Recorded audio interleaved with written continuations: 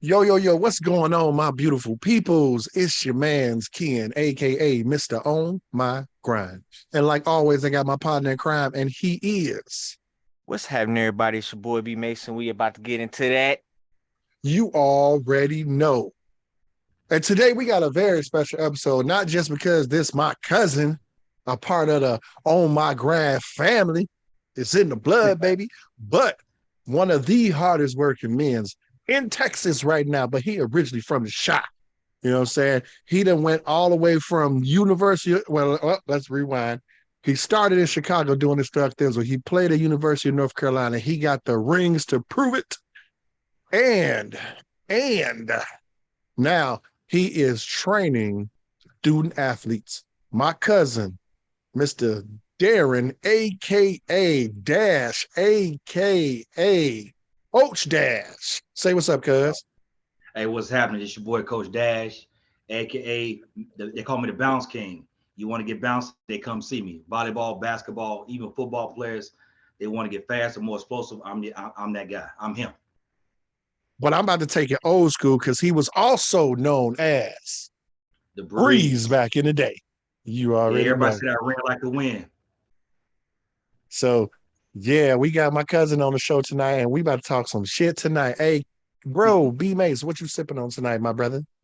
Man, I'm gonna go ahead and keep it top shelf. I'm gonna go ahead and knock some of this Remy Martin down. Darren, what you drinking on tonight? I got my sponsored Raise Energy. Fire in hell, I am a hustler, baby. On it, I sell ice in the winter. I sell fire in hell. I am a hustler, baby. On it, I sell ice in the winter. I sell fire in hell. There you go. Hey, we got it for the low, low, baby. Hey, that's Shot Town all day. You already know. And you Already. know what, bro? I had to, you know what? Since you said top shelf, I had to go ahead and get my top shelf too. I had to go to that dark Ciroc. You know what I'm saying? That Ciroc VS. That That P Ciroc Diddy do it right. special. I see Yeah, take that, take that face ass. you. Anyways, y'all know how we get it started. Let's go ahead and crack us open a quick shot real quick. Clinkety clank.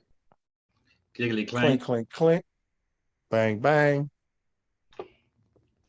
Go Hmm. get it. Man, I love that shit. Why? Oh, and guess what? For a special occasion, I pulled out the Cubanos, boy. The Okay. Cohibas. I got a Cohiba from the smoke shop last time. All up in those bodegas and shit. No, actually, we got this little smoke shop around the corner. This little white dude I ran into at Target the other day, a couple weeks ago. And I was like, man, you smell strong. I couldn't, I thought it was green, but it wasn't. And he was like, oh, I own the smoke shop across the, or the cigar shop across the street. I was like, it's a cigar shop? Yeah, it's a cigar shop and lounge. And I've been following this dude on TikTok who's a cigar connoisseur.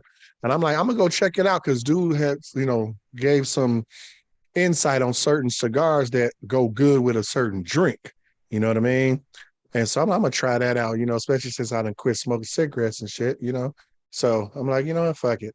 And yeah, he was sitting up in there, looked like I walked into some fucking Al Capone shit when I walked in there. As a nigga, I was scared. You say, Mama, I'm keeping my lungs busy. You tell him. And use it for something. Right. Yeah. But anyways, Cuzzo, man, how you feeling today though, bro? Man, I'm feeling good, man. I just got back from training I got an athlete right now, Nigel Hawkins, played at Stephen F. Austin, and he's actually about to enter himself. He's getting ready for the NBA Combine. So I've been training him, his brother, and a couple other guys today. So that's been a blessing. His daddy used to play for the Bulls, Chi-Town representing. His dad played back with Mike back in the day. So I've been blessed to work with him. He reached out to me. I've been working with his little brother, who's the same age as my son, and we getting it in. Congratulations to him. Oh, for sure, for sure. Yeah, he looking for coming back from injury, and he's been. I mean, he played his last season and played a hell of a season coming off of injury and surgery. And my job is like they do a job. You got to keep him healthy so they can play all the games. So I made sure over the summer to get him ready for the upcoming season. He played the whole season. Now we getting ready for the draft or the combine rather. That's what's up. That is what's up. So let's talk about how this story began. Was it Rich East that you went to? Yeah, actually, we're gonna go further back than that. You know, I'm from the West Side, so I went to Resurrection, right there on Jackson. Over there was at I think that's by Malcolm X area, something like that.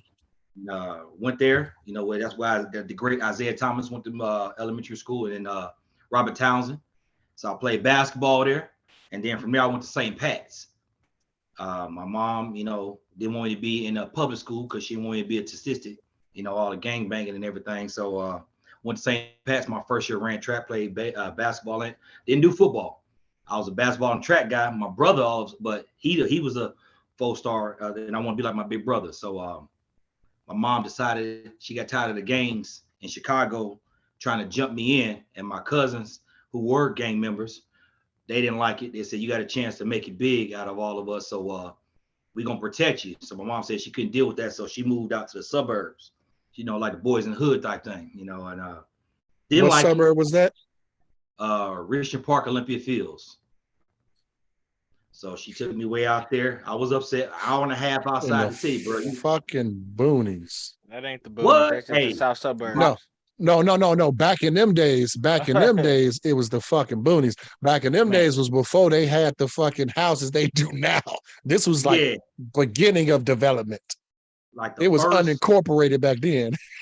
I'm gonna tell you, the first like 2 weeks I couldn't sleep because it was too quiet. My mom was like, "Mama, what's that noise?" She said, "What you mean, baby?" I'm like, she said, "Oh, that's a cricket." I said, "What the fuck is a cricket?" I ain't never hear that in Chicago. I'm used to hearing the gunshots, people being loud, people talking crazy, music blanking, you know what I mean? So I couldn't sleep. Sirens. So yeah, you know, it was always something that was like, that was when people got to go to bed at night, that ocean noise. White noise. Yeah. White noise. So I'm out there in the suburbs that first 2 weeks with my mom, like I said, the boys in the hood. And I was like, I can't do this. I need to go back with my dad. I want to go back to the West Side, you know, but I stayed on the way. I mean, I kept going back every weekend. Every Friday, I would hop on that Metro ride, go downtown to Randolph, catch the L back to the West Side on Cicero on Chicago Avenue, and stay with my pop on the weekend because I just couldn't handle it, man. It was just different. But I knew mom wanted the best for me. She didn't want me to be a number. And my cousins that were in that life, they told me, don't do what we do. We're gonna protect you, but you got a chance to be something big. So don't follow us. So they kind of encouraged me worse than the gangs and said, go out here and do something positive, be the first one in the family. So I did it. You know, I went out there and every week I bust my ass, man, and wound up being a 2-time All-American coming out that way, you know, for the first one in my family on the Ashford side to make it big. And let's take a shot to that before we miss that moment. Shot to that, y'all. Clankly, clank, clank, clank. So yeah, I was the first one with the Ashford name from the West Side to, on my dad's side of the family to get out for the boys, not get caught up in the gang life and make it. And didn't realize it till about 6 months ago when my son pointed out to me like, "Dad, you don't realize what you've done," because I felt like I fell short, and you know, life was challenging. You know, going to Carolina, having those injuries. Not realizing what the kids don't understand now, that it's a business, right? And your body is the investment. Absolutely, and I didn't know that. You know, coming out of high school, you know, you got your coaches; they loving on you. You know what I mean? You're in the Sunday paper front page. You know, that's all. So before you dig too deep, so you went. So the high school you graduated from was Rich East, right? Yeah, Rich East, 92. Shit, that's a long time ago. And that school's no longer. I just found out like 3 months ago, that school's no longer there. Like I ain't got no high school no more. I'm like, what the hell happened? They said all 3 schools out there combined to one big like. Correct. School. Yeah. I don't even think my high school's still open. I was like, man, Proviso East is always gonna be open. It's closed, my nigga. It's gone. And I'm like, where all my members? I want the memorabilia. I'm like, what they gonna do? All the stuff that you work hard, get your name up in the rafter. Like now the school gone. Like, is it still somewhere? So right. Like, can I come get that? Can I come get that before y'all tear it down? Right? I just said I found out I was on Facebook and one of my homeboys who's still out there that played with me. They coaching, and I saw a logo. And I was like, what are you coaching? Semi-pro? He was like, no, that's the high school. I'm like, what school is that? He said Township. I'm like, what township is that? He said, that's all our schools combined in one. All 3 high schools They made one big school. So athletically, Because it was Rich East. It was what was it? Rich East, Rich South, and Rich Central. right? Now they got one big school. I said that's a lot of athletically. That's gonna be good for the program, but I feel for some of them kids gonna just woohoo. You talking about competition? That's gonna be a big ass school. 3 schools into one. Shit. Man. So walk us through this here. So did you do the whole committed and decide, like what made you decide to go to University of North Carolina? Because the colors? Nah, my high school quarterback. My high school quarterback, he was there. And they call him white chocolate. But his family, I was like, I tell you, I was the first blind side. My mom worked, mom worked downtown. Yeah. So I pretty much lived by myself. My brother stayed with my dad. I stayed with my mom's. And my high school coach pretty much took me in. Taught me how to drive. His wife was my tutor. And they was like, you got a chance to make it big. I was like, yeah, whatever. I never played football. This is my first year playing. I'm a basketball track guy. He said, son, you don't realize it. So Coach Lombardi, rest in peace. He was like, if you can get here, my staff to help you. So I was like, all right. I never told him, man, I had no car. So I would walk to school early in the morning, get in the weight room, work out. I trusted what he had to say. And his staff was like, I was just lucky. I'm gonna say I was one of those kids who two of his coaches played in the league. One of them played for Vince Lombardi. The other one played for the Denver Broncos. And they taught me everything, but I had to be willing to make that sacrifice. So I was there before school got open. And he didn't know I was walking. He just saw me come in and out, work out, go to class. Last one leaving, I'd walk home after practice. Stop at 7-Eleven, get my nachos and my Slurpee, and then keep on walking to the crib. And then one day in the wintertime, coach saw me. He was like, you walk? I said, yes, sir. He was like, even in the morning? I said, yes, sir. My mama don't have a car. You told me if I show up, we'll figure it out. So I bought in early. I was one of those kids that was my way out.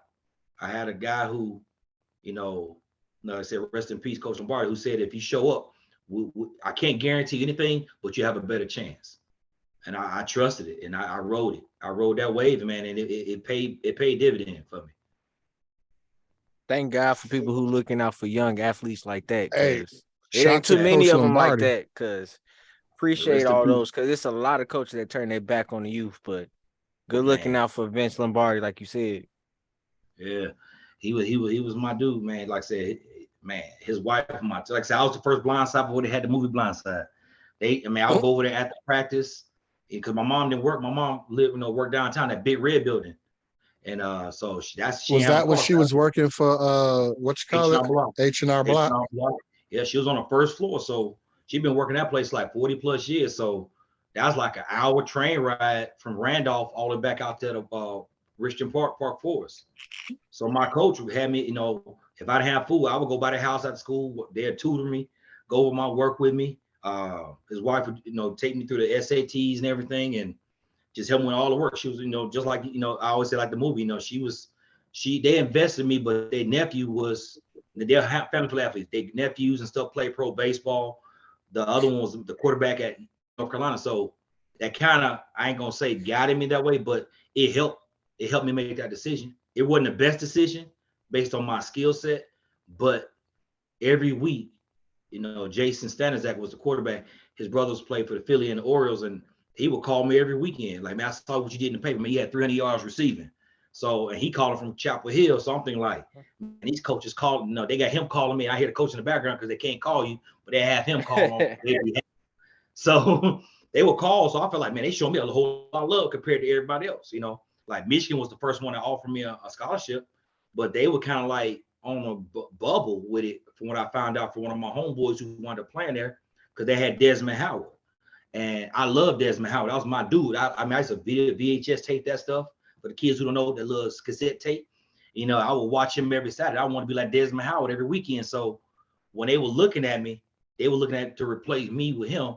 And my homeboy played there. He went on a recruiting business. They was like, what you think about D. Ashford? He was like, he said, what you mean, coach? He was like, we like him, but he ain't, we need somebody like Desmond shaking and doing that. He's like, coach, he ain't got to do all that. Bro, that nigga fast. He made one move, he gone. He put his foot in the dirt, he is gone. He was like, really? He said, they call him Breeze. He run like the wind. I don't like he running that fast. He said, you're right, he don't. He said, he be booking. And so that's how Michigan looked at it. So when I found out, I kind of like, man. And then Illinois, I was gonna stay back in Illinois, but the coach left, came to Texas, and the assistant coach came over there, and he pissed off my mama.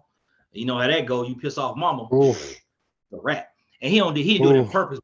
He kind of used that. Oh, you like it here? And he put in the newspaper that I committed, and I didn't. I just told him I liked the school. So he tried to strong arm me. And my mom found out about it, and my high school coach was pissed. So everybody stopped calling. It was like, he committed. I thought he had more visits. And Lombardi was like, call me in the office. I remember that Monday morning. I come in school. Coach Lombardi was like, Asher, to my office. I'm like, oh, shit, what I do? He said, you see the paper? I was like, no, sir. He showed me the front page paper. Number 1 receiver commits to Illinois. I said, no, I didn't, coach. He said, my phone ain't stopped ringing. All these schools are calling saying, I thought he was coming for us on a visit. I was like, coach, I'm telling you, all I told the coach is I like the school. That's it.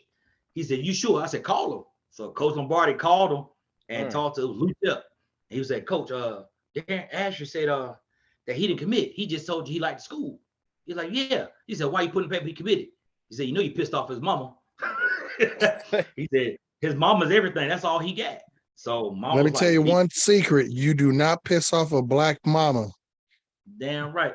So mama was like, I can't trust that man with my baby. So I still was gonna go there, but mama looking at me like, I was like, yes, ma'am. Smart decisions made.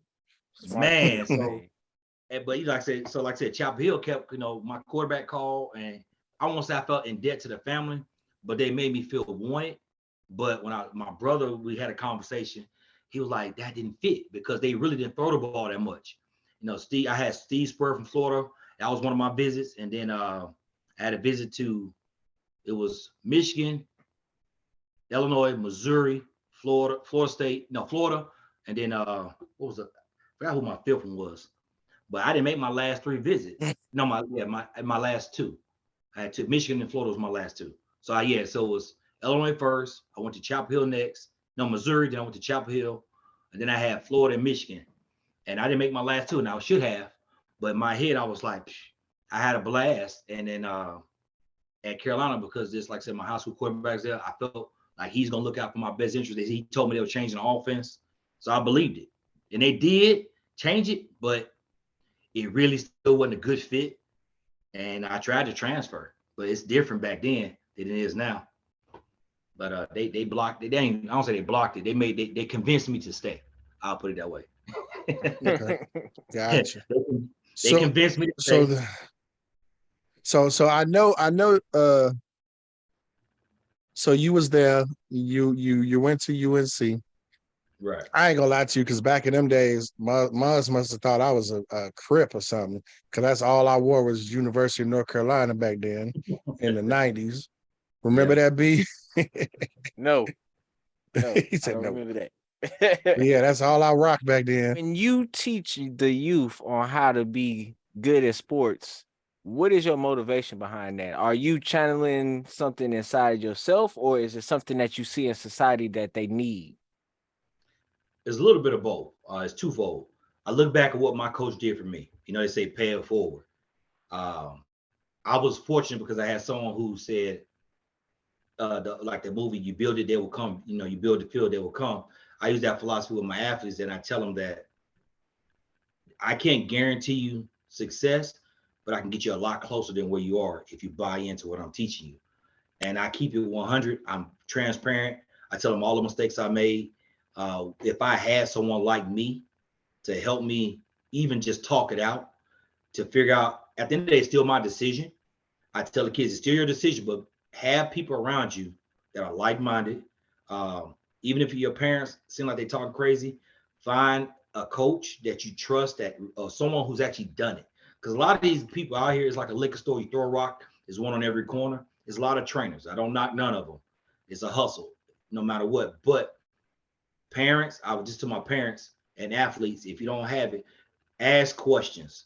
Do your homework on the people that you're working with, because a lot of them, you don't have to have played at a high level, but it does help because they can give you firsthand experience. And it's not because it happened 30 years ago. My coach is still coaching. Matt Brown is still coaching. So same man. Only thing different is social media is out there and right in your face. So I would tell my biggest thing, what I've done is that when I work with the athletes, I'm upfront. I tell them the truth. I just ask them what are their goals and what they're trying to achieve. And I push them like, first things first, you are your own brand. Everywhere you go, you represent, if your name Jane Doe, Jane Doe. You Jane Doe on and off the field, on and off the court. You have to carry yourself with a certain type of pride. Like you that person, you him or you her. You got to believe it, first of all. Listen to your parents, and then find someone you can trust in and confide in. That's put a team of people around you, either another athlete that wants to go to the next level. Because they say, show me your friends, I'll show you your future. A lot of these kids are not understanding that means a lot, because if you don't have that right core around you, it's really, really hard to succeed. You'll get somewhere, but you'll fall short, and you'll do like me, come back later and start looking at, damn, if I had this, if I listened to this, or if I asked this question, could have made a difference. It could have. And I try my best to tell the athletes now, ask questions. Nothing's a dumb question. If you're not sure, ask. Always ask the people you're working with, your trainers, your coaches, away from everybody else. If it's a team sport, after practice, pull your coach aside, talk to them.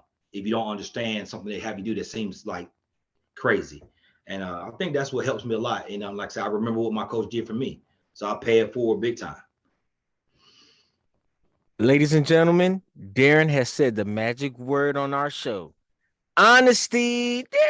Let's drink to that, everybody, because that's what we need is honesty. Stop lying to these people and telling them that they good and they not good. Yeah. You got to let them know what they is, because if you put them in the right mind state, they know what to work on and how to get better and improve. Exactly. It's really that simple.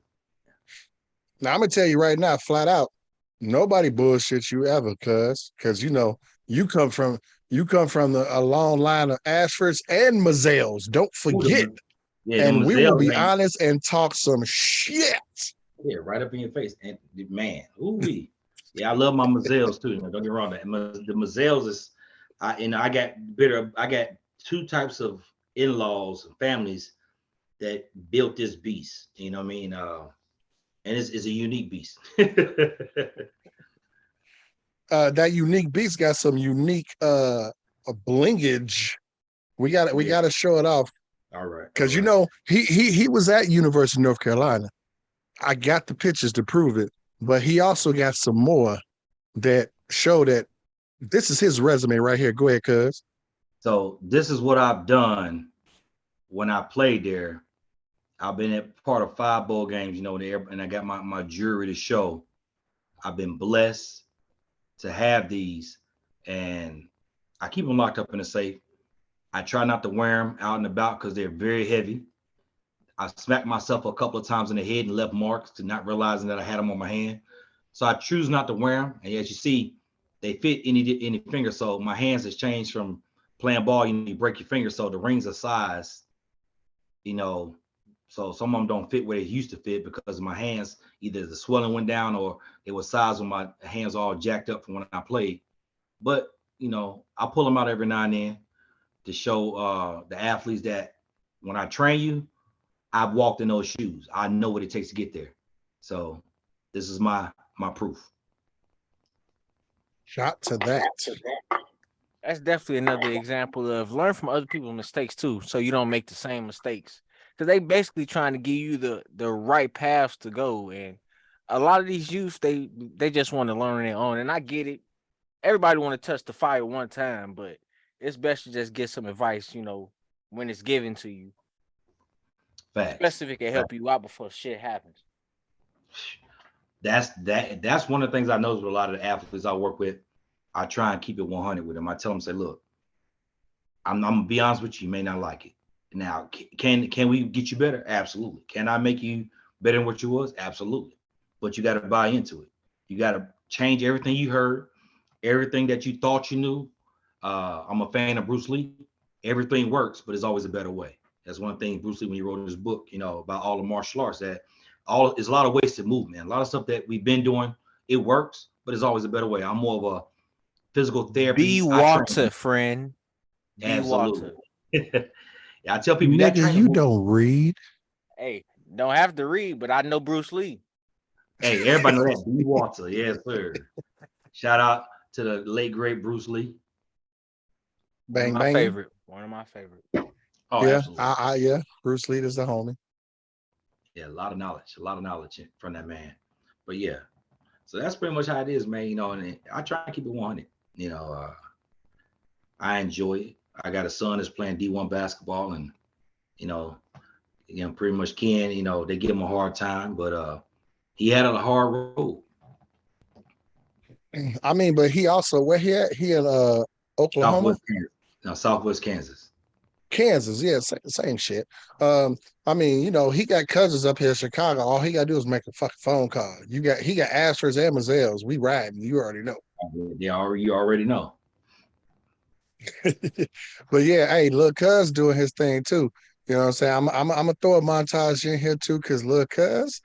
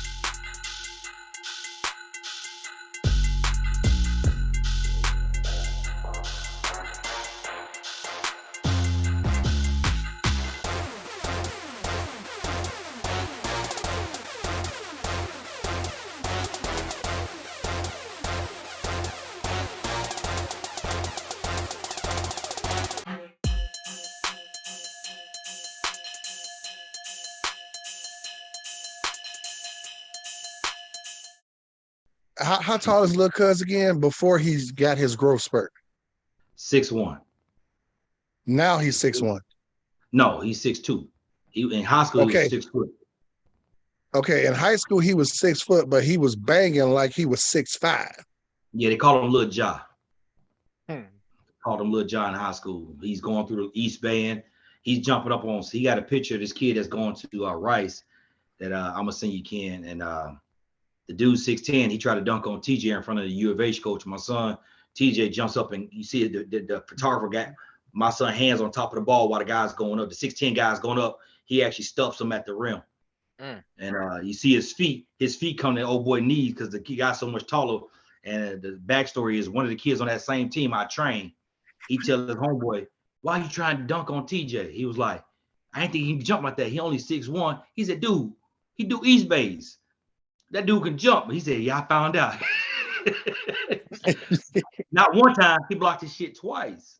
Like, you didn't learn the first time, you're gonna try to sneak him again. So T came down, tried to dunk on him. It's like, okay, I got something for you, and made it. He didn't dunk, but he laid it off the glass and got an and1. So he let him know right there in front of the U of H coach, or University of Houston coaches were at that game. So, and they still offered old boy. Crazy, right? Even though he had stuff, because it's size. it's all about size, But Yeah, hey, coming from Chicago, we don't give a fuck about that. You know what I'm saying? Because the bigger they are, the harder we can knock them the fuck down. That's how TV talking too. He telling motherfuckers, y'all can't guard me. He's straight from the shot, so it's funny. And didn't he get the he got the Chicago tat now, don't he? Oh yeah, on his leg, he got the skyline of Chicago. He got the Kanye West College Dropout bear, and cool. Got that in the background. And then for the 4 women in our family, his sisters and the mom, he got the butterflies coming up. Then he goes up to the cross around his thigh, like Jalen Green, the 3 crosses. And then he has the spiritual number down the side of his leg, like a pinstripe, 333. That's why I got him on the shorts.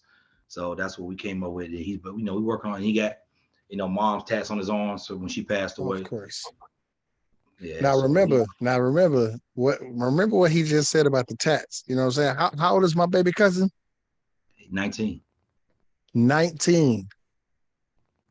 Think about it. Chi-Town all day. It's in the blood, baby. Oh yeah. That's all he ripped, man. He ain't never changed. Even when he was here, they kept saying something different about this cat. He had no fear. And I was like, shit, he from the shot. You know, so that's how we think. You know, hoopers hoop. You know, he a hooper. He ain't a basketball player. He a hooper. Hey, that's straight up from the shot. We hoopers, you know what I'm saying? I'm Mhm. not a hooper because my fat ass About can't to run that say. long. I ain't gonna lie. But B Mace, that nigga a hooper. My fat Oh ass, yeah. I'm picking up the women while they hooping. You know what I'm saying? But let's go ahead and get a flag football game going. I got you. I'm going. He 2 gonna be second, on, 3 second, he'll be on the two, three line. That's second plays. I'm good. Right. he got no line. You retarded boy. Oh, but yeah. So, I mean, hey, he just proved it right here. He got the resume, y'all. Like real talk. You know what I'm saying? Oh, So sure. now you focusing on being the advocate. I'm gonna say this. You need to add this to your resume because you are the advocate for student athletes. Because I remember being a student athlete. I also remember that my baby brother, John, y'all remember when we did the crossover episode with Fair Warning podcast? Our producer that night was Baby Bro John, and he got a chance to do the whole commitments. I'm going to a school, et cetera, et cetera. And he got the same type of messed up situation like you, similar. He was, Right. he was uh I almost said drafted, but no, he was recruited by one coach who Right. had an idea for him, and that coach was thinking that he was going to get the head coach position when the head coach left that year, and instead Right. he didn't. So he left and went to the school in Waukegan. What's the school in Waukegan? Lake Forest. That's Sam. I think so. Don't let me lie to you. Yeah, Lake Forest. He ended up going to Lake Forest right after my brother committed to Carthage. Oh wow. So then my brother go to Carthage expecting to see this coach, and the coach that recruited him not there no more. So now they got a different idea for him, and it made him fall out of love with the sport that he was doing. So at the end of the day, it's like, again, it's politics when it comes to sports. That's what Oh, we don't absolutely. understand. It's more than just the fact that your body is your moneymaker, your body is your investment, but it's also we don't think about things like that. You know what I'm saying? And guess Fact. what? My brother just decided to just stop playing and stop going to school when I just found out he could have just fucking went to Lake Forest with that coach Right. because that's the coach that wanted him. You could have transferred. Look at what's that little girl name that just won a championship with LSU, and Angel she Reese. started with she started with didn't she start with Oklahoma and then she Something like transferred to that. LSU? Yeah, Reach. Yeah. But then Yeah. also let's go back to the professional athletes. How many professional athletes started and committed to one school and then transferred to another school because it was a better fit?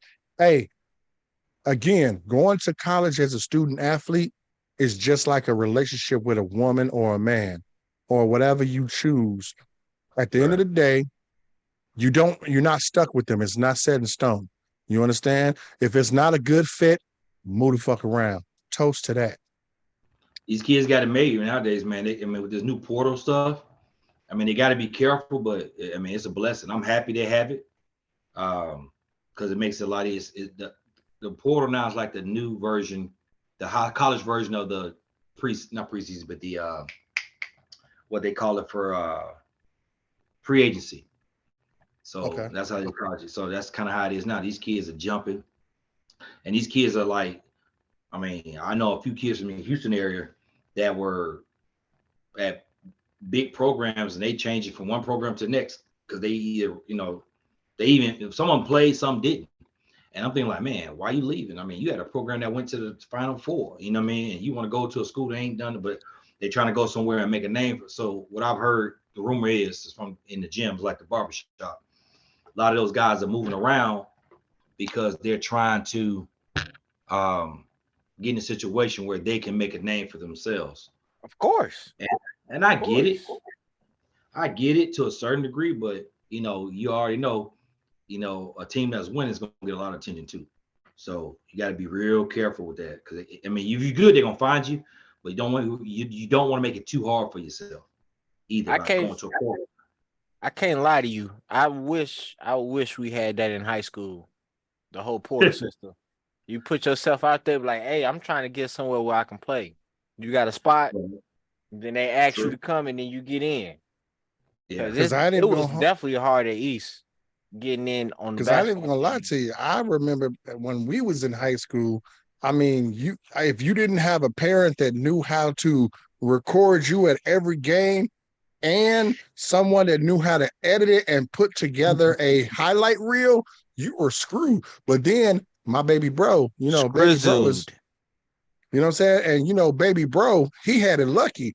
They actually had in Illinois, they actually had an app that all you had to do was put your name in that made a highlight reel for you. Oh yeah, that huddle. Yeah, the huddle. That's You know what I'm Huddle. saying? Yeah, like I got a highlight reel for like because I went to high school with some players like Cassidy Tribble and Eric Seals and Lee McGinnis. Those were our superstars. And guess who made their Shout out highlight Eric reels? Seals. Yeah, E Seals was on the show. And now he's a big time producer. You know what I'm saying? Worked for ESPN and said fuck ESPN and doing his old thing now. Black History Month, yeah. I'm gonna But take the shot to that. Fuck that mouse. yeah, shot baby. But yeah, so wait, I didn't even take my shot. Hold on. All right. So, the thing is that I remember those cats, they had fathers and fathers that knew people that helped make us highlight reel for them. Like they had highlight reels. Like I didn't have a highlight reel, but I was 5'10, 5'11, $190, and I was taking out All-American offensive linemen.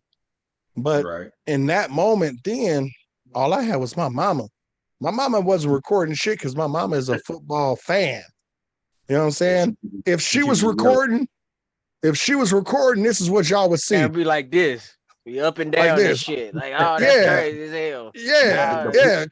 Camera like this. You know what I'm saying? Like my mama is my mama is a football fan. You know what I'm saying? So my mama was actually coming there enjoying watching the game. She wasn't worried about getting my highlight reel, but that's not, I love my mama for that. You know what I'm saying? But it's just like now, like these youngsters have no idea the advantages they got now. Like you already got a highlight reel made for you, and all you got to do is just find the link for your name. Future episode, social media. Would that have been good in the 90s? Or would that have been bad? We'll talk about that on the next episode. Because I didn't gonna hold you because that's a hit or miss there. I mean, it could have been a good thing, but I tell you what, a lot of us probably wouldn't be where we are right now if we had it back when we was in school. I mean, I'm just saying, if we had social media back then, a lot of these motherfuckers that's been going to Freaknik back then would have already been divorced, and a lot of these pastors wouldn't be pastors. But anyways, that's neither here nor there. Did you bring up Freaknik? Yes, sir. Because these motherfuckers shaking in their boots, waiting for this fucking hey, you know what's funny? It's funny to me because these mods done teased the hell out of us about this damn documentary, and this shit still ain't out yet. Like motherfuckers then came out and told their story and then fucked up their whole marriage from 30 plus years now. And the movie the documentary still ain't out yet. Like wait till it come out, because guess what? Your goofy ass may not even be on there. Stop being narcissistic, bitch. Right. Like that's somebody mama, that's somebody auntie. Like it's funny because I could see a lot of these youngsters watching this documentary like, man, look at this bitch, man. Oh, she wilding out. Oh shit, that's my mama. Yeah, my auntie. Yeah, I know. Like yeah, a lot of kids gonna have a lot of adults now are gonna be damaged after that documentary. That's all that's gonna happen. Ain't nobody marriage gonna fuck up, because half these motherfuckers is married now from back then met at Freaknik. So stop playing. They be like, Dad, is that you dancing on a different woman? Yeah. Next scene. Mom, is that you dancing on a different guy? And then Hey, next we were scene, both there, so mom, shit. A win is a win. A win is a win. right? And then next scene, mom, is that you and dad freaking on each other? Wait, why'd the camera stop when y'all closed that door? Yeah, that's when you was conceived, motherfucker. Yeah. And my son already asked, like, Dad, you went to school on East Coast, didn't you? I said, yep. He said, did you go to Free Neek? I was like, yep. Are you gonna bring a video? Probably not. I said, I was down there trying to make some money. So I was selling t-shirts. I was on my hustle. So I was too busy trying to make some. I had a bag full of t-shirts that I drew and designed. You know, I used to airbrush the can. So I made Oh yeah, I these shirts. remember that. Yes, I went down there trying to Those make of y'all some that money. don't remember back in the day when y'all used to go to the mall to get your airbrush shit done, I just called my cousin and be like, Cuzzo, I got this sweatshirt that I don't wear no more. Fix it up for me. Like I was never paying for that shit at the mall like y'all goofy motherfuckers was. You remember my mom was like, your uncle, your daddy, rest in peace. He the one bought the airbrush from me. He got it. My mom kept saying, stop drawing on walls, stop doing graffiti, draw on clothes. Yep, I remember. So your dad, But also, your dad and Uncle Dura bought me my first airbrush set. But also, my daddy also exaggerates fucking stories. So I don't know what the fuck to believe half the time. Because that nigga still told me, B Mace, I have told this story on this show about my cousin being a motherfucking sniper for for border patrol. And I was talking to my cousin after the episode, and my cousin was like, the fuck you talking about? I was like, my daddy told me, he said, nigga, who is your daddy? He brought man from the fifth floor. I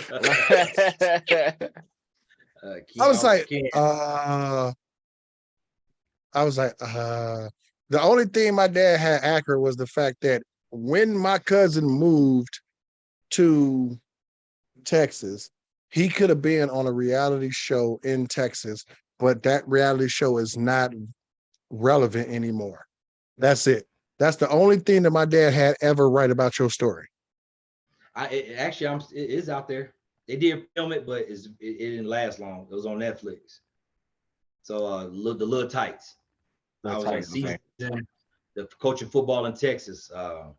We weren't the featured team, but we became the team everybody started talking about because they couldn't figure out why these 19-year-olds are beating the brakes off people down in Houston.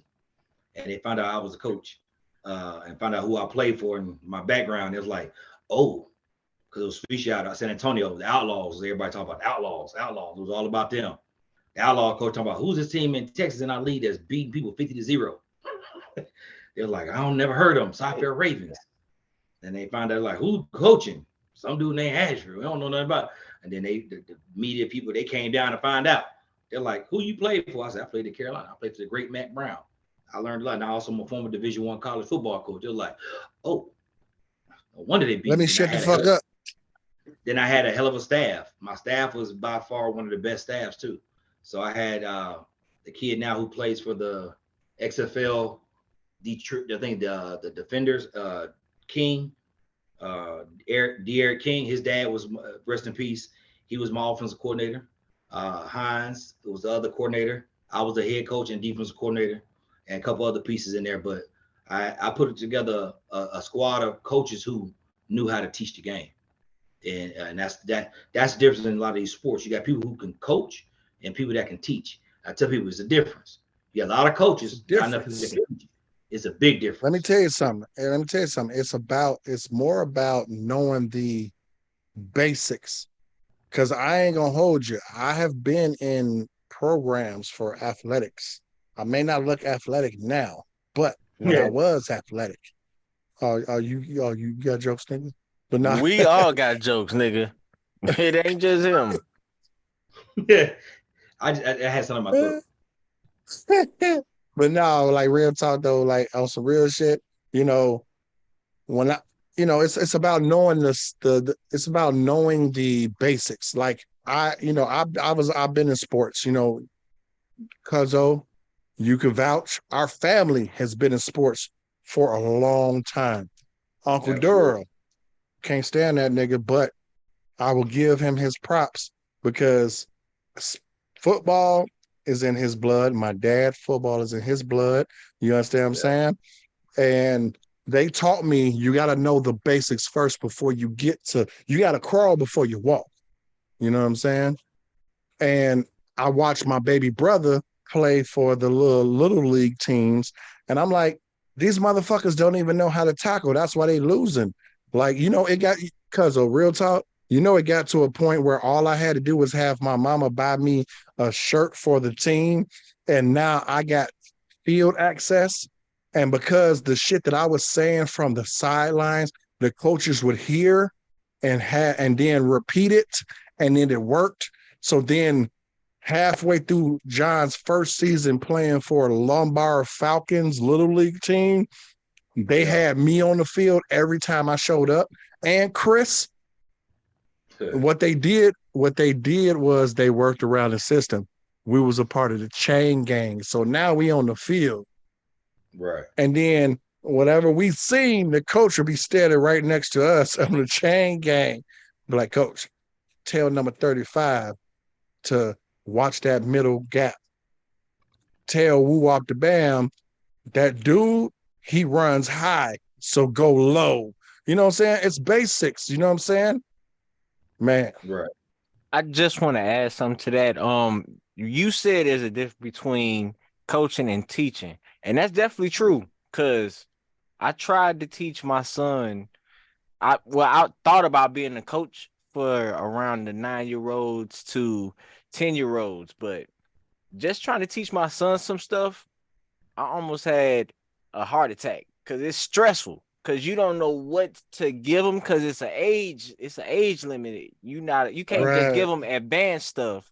You gotta address them at a certain. I'm like, man, you gotta look over in mindset. the corner and then you gotta count to 3 seconds while you in the paint. A 9-year-old don't know that. And I can't be upset if he don't know that. Right. So you gotta be patient with him. And that's what is key, because you gotta be a good teacher. And I give applause to good coaches and good teachers that's in the school system, because it's a lot of them that's not liking it because of the pay system. And we talked about this before on our podcast. But yeah, I applaud all teachers and coaches because it's definitely a hard job. Shout out to the Bucks coach, because you did a good job with our team getting the championship. But I used to be like Ken. I sat on the sideline. I'd be over there just talking. I'd be like, man, if you just box out, y'all be straight. And then he'd be like, yeah, box out. So coaches be listening, especially if they hear something from somebody that's got some knowledge of the game. So now I want to add something to that. Real quick. My bad. You got something else to say, B? My bad. No, you straight. So I want to add to that because I actually coached T-ball for one of my ex's nieces and nephew back in Sterling, Illinois, middle of nowhere. You know what I'm saying? And there's another problem that you also have with being a coach besides teaching these kids the basics. The other problem is the parents. Yeah. Of course. So I was the T-ball coach. Now, mind you, T-ball is what, 4 or 5 years old, 6 years old when I was doing it. And here's my point. When they, I had to take a class to do it and get certified from that county to do it. So I did that. And they told us, you're teaching them the basics. It starts from here, And I'm big on, you are not owed nothing. I'm teaching you the basics here right now. And I'm teaching you to know what you need to know for the future. And you know how many kids would come there and be like, oh, all I want to do is hit the ball. Well, if your ass don't get out on that field, you ain't hitting shit. Right. I didn't say that to the kids, but I said it a lot. I said it. Sometimes Jesus just needs to take the wheel. Yeah, Jesus took the wheel in that moment, and he told me to not say it like that, but in my mind, I wanted to say it like that. So I would just tell him, look, if you don't get on the field and catch the ball when it comes out by you, you're not hitting the ball. And a lot of the kids, or even by the swamp. Right, and then a lot of the kids would sit there and go back to mommy, and I'm like, your mama not running this team. And so, you know what? I was the coach, Cuzzo. I was the coach that first day of practice, the other coaches, it was 3 of us, right? The other coaches took the kids on the field to start teaching them, rolling the ball to them, scoop it up in your mitt, throw it. And I was the coach that sat over on the sidelines with the parents and said, we're going to have a meeting first day of practice. And I said, look, y'all paid a lot of money to have y'all kids do this. So if you think your kid has a future in this sport, whether it's softball, because it was intramural, you know what I'm saying? It was girls and boys, you know what I'm saying? Did I say that right? Sound right, but Exactly. Okay, there we go. That's all I need to know. But anyways, so so it was little league t-ball, boys and girls. So I sat down with the parents and I said, look, they want to practice. I'm gonna talk to y'all. You know what I'm saying? Here's the thing. Y'all paid money to have your kid come here.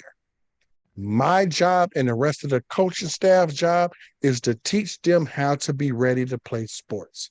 Now, here's the thing.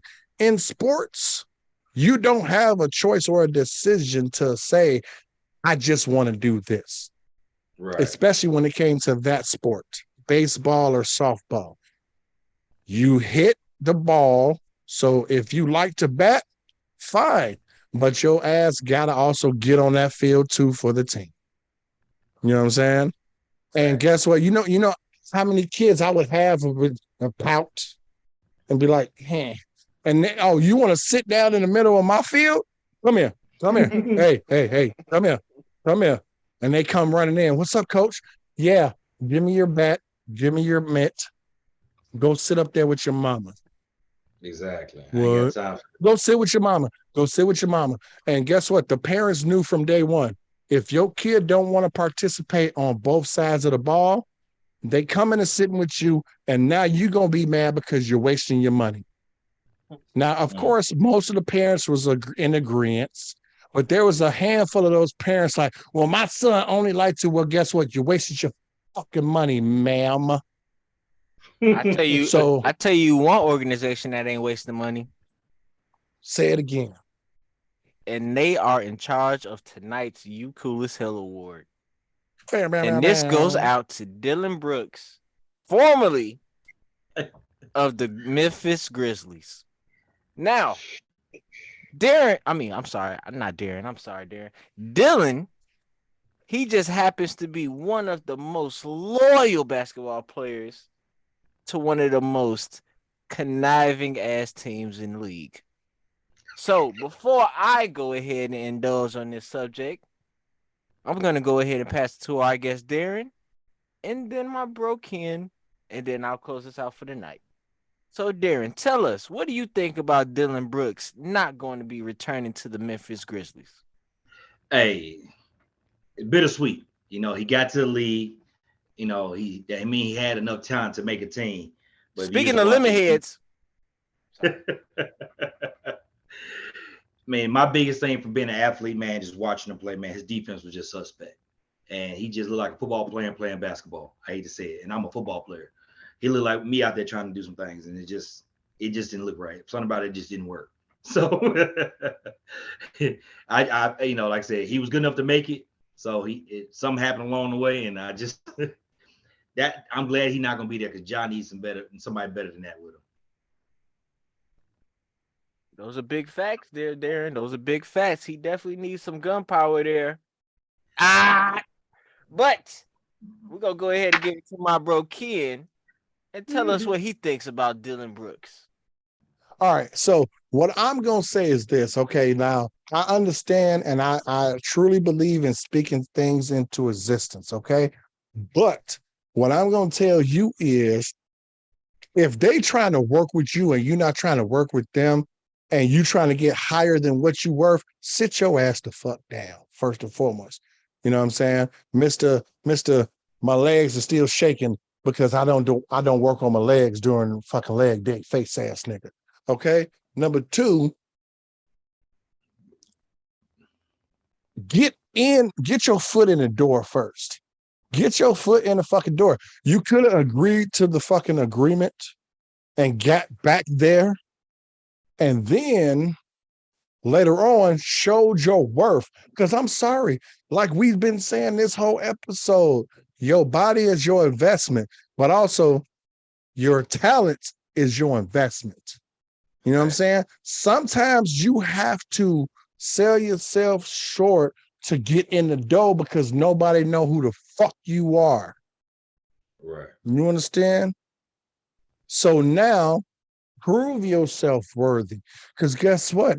Everything in life, what I learned from the great fucking Bishop Don Magic Wand is the game of pussy and a woman is the same analogy that you can use in the workplace, in corporate America, okay? Because guess what?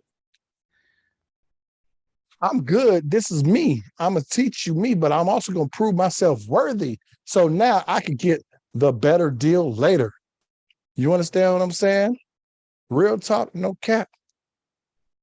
Facts. So at least get your ass back in the door. Now you sitting at home looking like Boo-Boo the Fool talking shit about this team and we great and we this and we that. And guess what? Your goofy ass ain't even on the court. Your goofy ass not even in the motherfucking stands. Unless you bought a ticket. So I will standing in line to buy a ticket. That motherfucker not even gonna stand in line to buy a ticket. His ass gonna be banned for the motherfucking stadium because they think he gonna be a what they call them. It's on the tip of my tongue. It's on the tip of my tongue. He's gonna be a disgruntled employee, face ass nigga. Okay. So, bro, get your game tight, get your game right, and then come back to the table. I'm done. Thanks. Well, my bro is done on this subject, Mr. Dylan Brooks. And it looks like your position is done as well at this company. So we would like to go ahead and give you this severance package. And we can definitely give you some new hiring material to help you out mentally. Because the closest thing to a severance package is your this resume toast. rewritten, and we can give you some assistance on that as well. But I definitely want to tell Dwight from the office, it's all good. You don't have to be loyal to no team as far as you did, because you look like a stupid kid out here just standing there. And then the whole team don't want you. The team didn't even speak up for you, dog. So like he said, you should have went back to that table. Well, now you're going to have to go find a table at Home Depot because there ain't no table to go back to, because you're going to have to go ahead and get you a new agent because even he fuck with LeBron and you trying to mess with the person who run the league.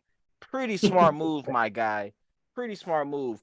You look like Croc from Batman, so you need to go ahead and head back to the sewers. And reminiscence of the Office Space movie, I know he want to go back to that arena and fuck up that ticket printer so bad.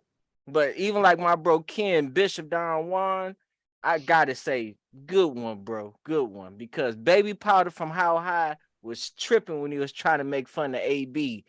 So you can just skip your ass to that job interview in your fur coat, but make sure your perm is embraced this time because you cool as hell and you fucking deserve it. You already know. That's